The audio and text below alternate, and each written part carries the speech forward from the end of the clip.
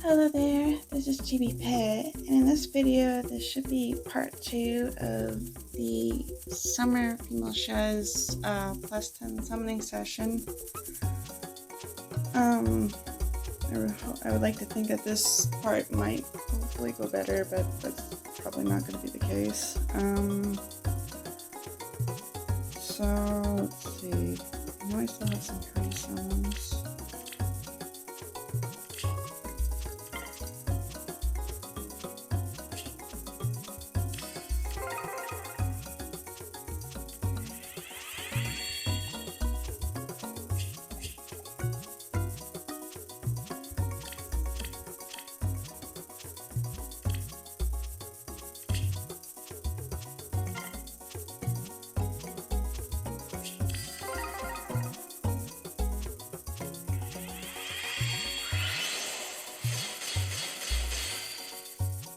I think that's Special Spiral and Whole Smoke and Light from the 4.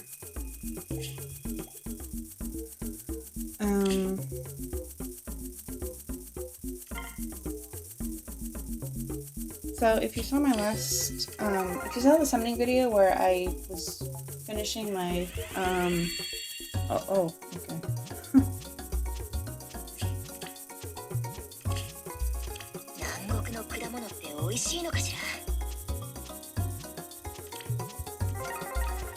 In my summoning video where I was plus 10ing Kadane Lind,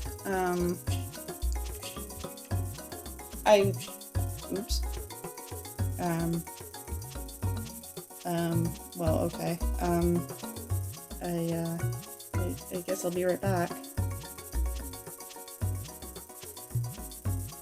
Should be good now.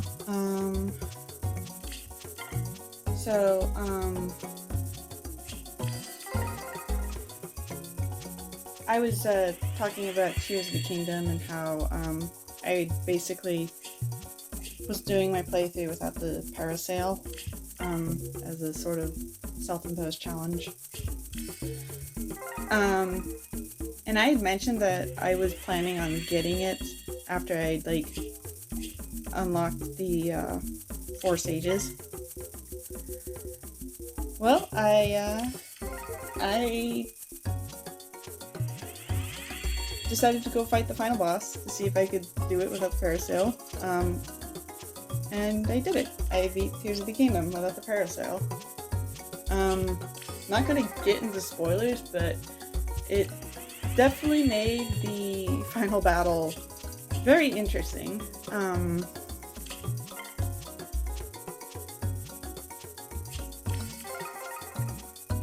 Yeah, I found the battle against the final boss. I'm not gonna get into spoilers, but I did find it much more fun than in Breath of the Wild. Because in Breath of the Wild, okay, you fight Calamity Ganon in Breath of the Wild, and his first phase is pretty fun. You have to make really good use of flurry rushes and shield parries in order to be able to stun him, especially when he goes invisible. Or is it invisible? I can't remember. Yeah, he can go invisible, and which also makes him invulnerable, I think. I don't remember. I just know there's a part in the game where he's invulnerable unless you can reflect his attacks back at him. Yeah, I remember I found the Calamity Ganon fight in Breath of the Wild to be very fun. Except for the second phase, which was pretty boring. It was really anticlimactic.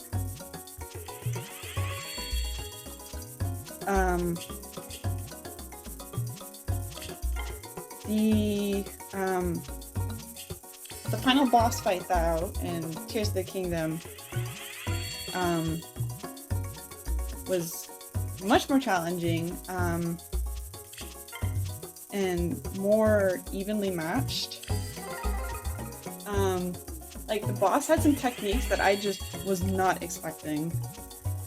And without going into details, basically had me going oh, well, all of this preparation that I did isn't actually really going to help me here. But it was very challenging. It was quite fun.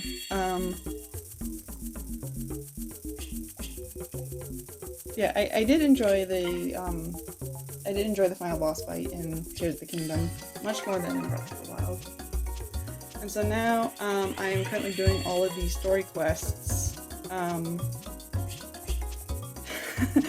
to piece together the story that I more or less just ignored.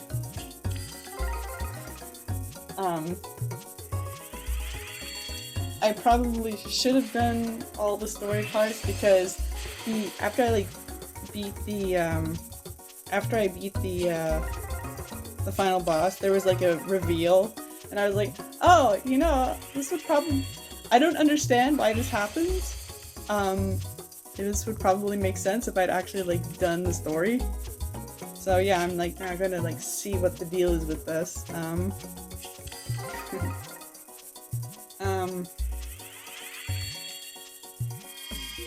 Oh wait, this is Mia. I totally forgot she got a resplendent. I guess that's Flashing Blade 4 fodder.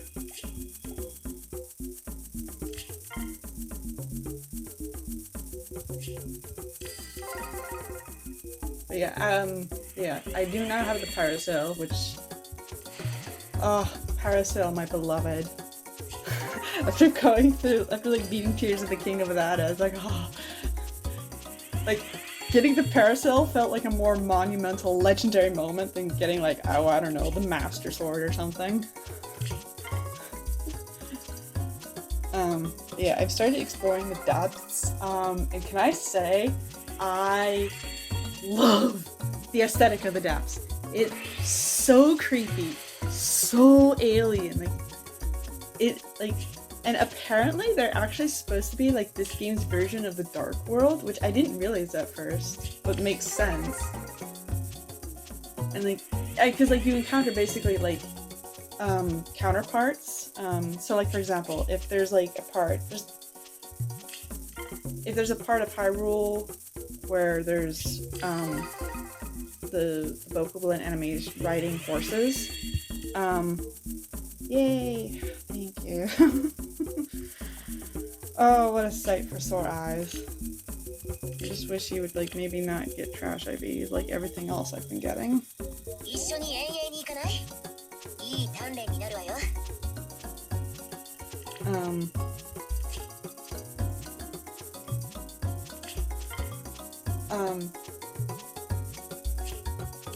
Because like in Breath of the Wild and Tears of the Kingdom, not only can Link ride horses, but so can certain enemies that are small enough.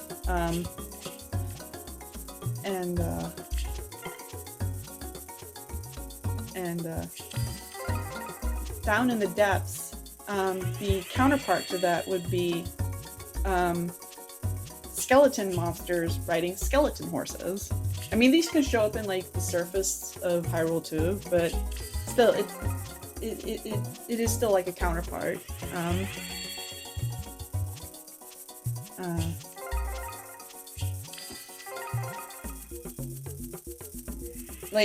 Similarly, there are these things called light roots, where if you go to them, they can like light up a whole area of like the depths, because the depths, you know, being underground, are immensely dark. Like in some places you actually cannot see anything except for like, you know, the lights of like, you know, ghosts and whatnot.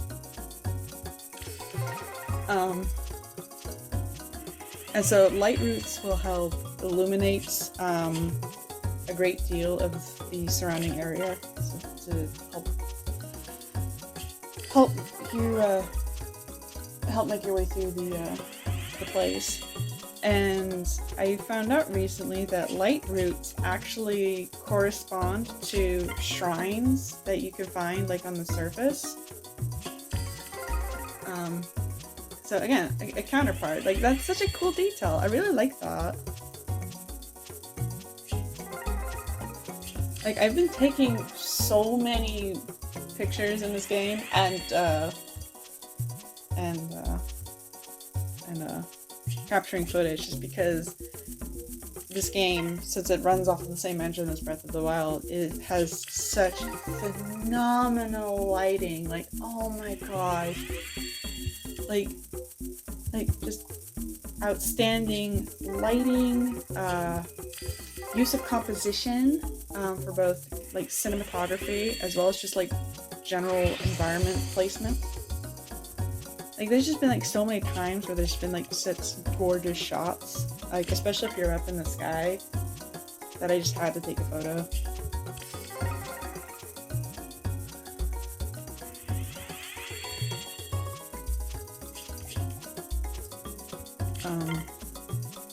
Yeah, I have been enjoying this game so much. I already loved Breath of the Wild. Like, I did like 4 playthroughs of that. I probably sunk like a total of like 1,000 hours across all 4 playthroughs. And Tears of the Kingdom basically builds on the premise of Breath of the Wild and improves upon it. There are still, I did discuss like some negatives that I didn't like changes that they made.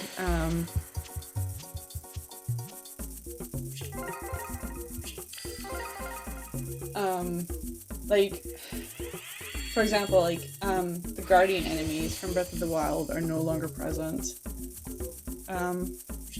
Outside of, like, appearing on, like, as like, a decoration on someone's roof. And, like, I understand why, because in Breath of the Wild, the reason the Guardians are enemies is because they were originally built to combat Ganon.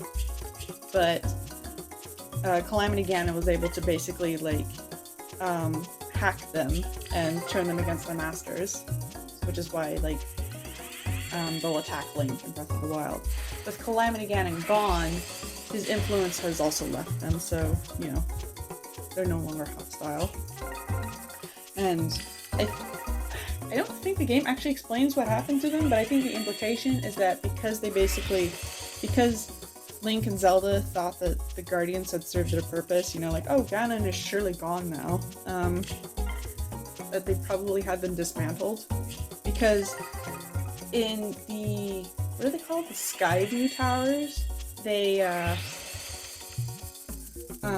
whenever you have Link activate one so that he can get launched up into the air to scan the area to have it registered in his map. A bunch of Guardian arms will come out in order to set up his equipment.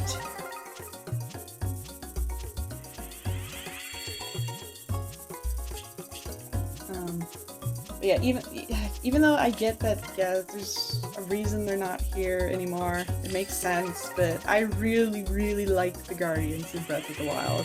They were hands down my favorite enemy from that game. I just loved, like, the design. I loved how they always remained a challenge. My problem with, like, Zelda games, previous Zelda games, is that generally, enemies were hard until you figured out, like, their attack pattern, and then it was a case of, like, oh, okay, this is, you know, they just go down really easily. But the Guardians will always remain a high-level threat because their laser blasts do so much damage to you.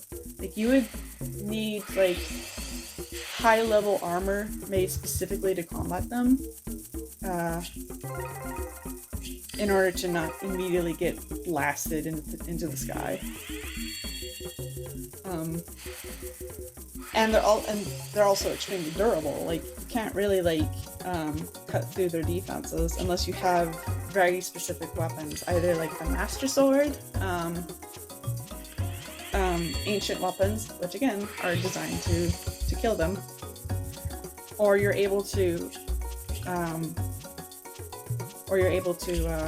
aim for their eye socket with your bow and arrow.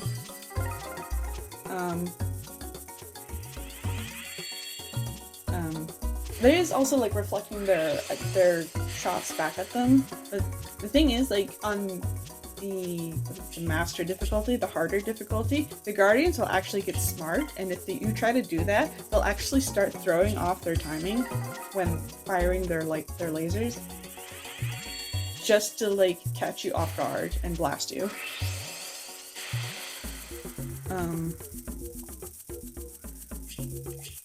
Yeah, I really wish the Guardians could have made a comeback. But it's understandable why they aren't here.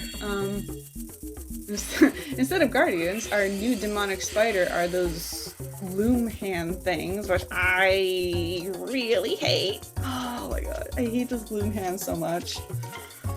I call them the Junji Ito hands. Junji Ito, if you don't know, is a horror manga artist.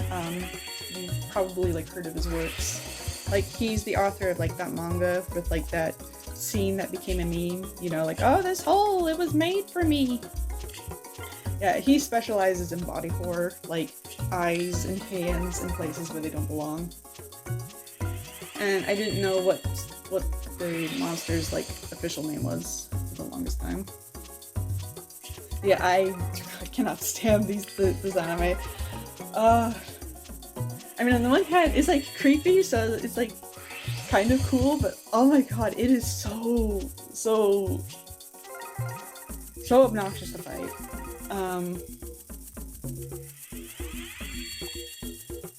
Because not only are they faster than Link, unless he's on a horse, but they inflict miasma damage, which basically nullifies your hearts, so like you can't heal until the effect wears off, which depending on where you are might not happen unless you can like get access to like say natural sunlight or you have like a food cook. Okay.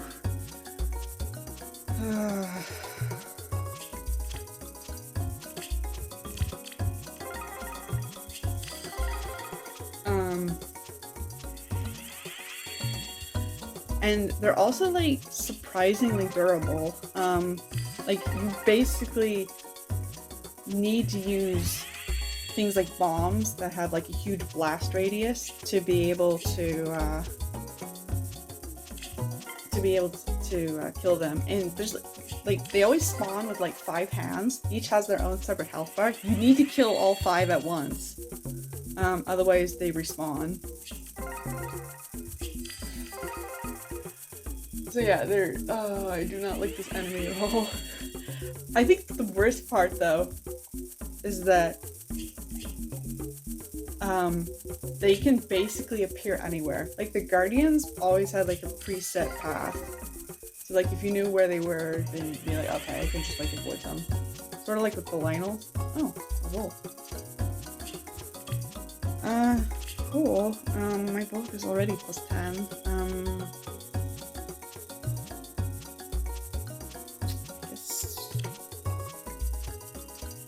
I could give lethality to my legendary Yuri.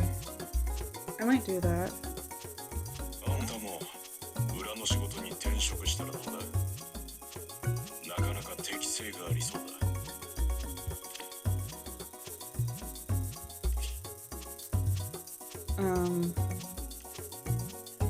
Because there've been like so many times where I've been like playing through the game, and these hands will just spawn right underneath me, literally from the ground that I'm landing on. If I'm like, you know, jumping from like a high place or whatever, or even just walking, it's like, ah, where'd they come from? Oh my god! So it's like, in addition to being extremely obnoxious to deal with, they're also basically paranoia few incarnate. Like, I never know when they're gonna appear. And if you're on foot, which generally you probably will be, because again, something else that I talked about was a negative, was that the only mount Link can ride as a registered steed is a horse, which means like if you're down in the depths, you cannot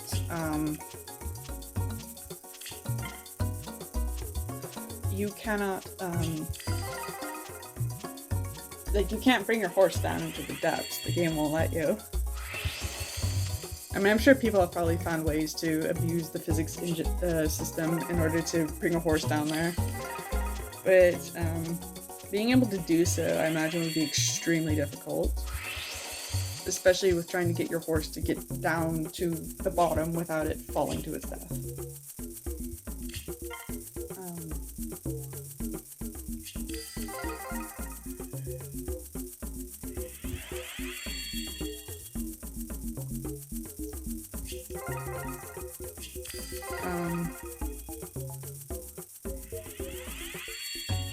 Also, the fact that you can encounter these gloom hands in the depths was, I mean, makes sense, but man, it was terrifying.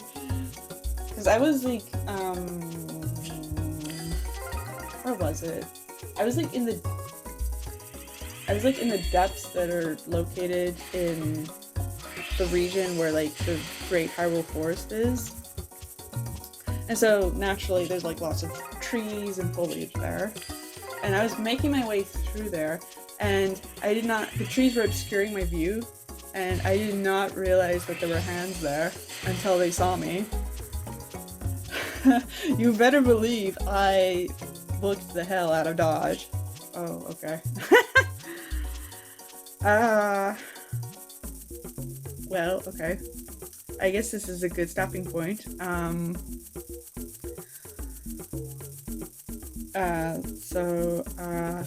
Yeah, thanks for watching. The summoning session went a little bit better, than last time.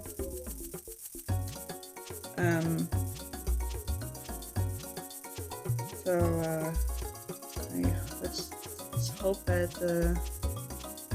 we can keep up this pace. If you're summoning on this banner, I wish you the best of luck. And that wherever you are, you're able to take care of yourself and stay safe. And I will see you in part 3 of this summoning session. So I'll see you then.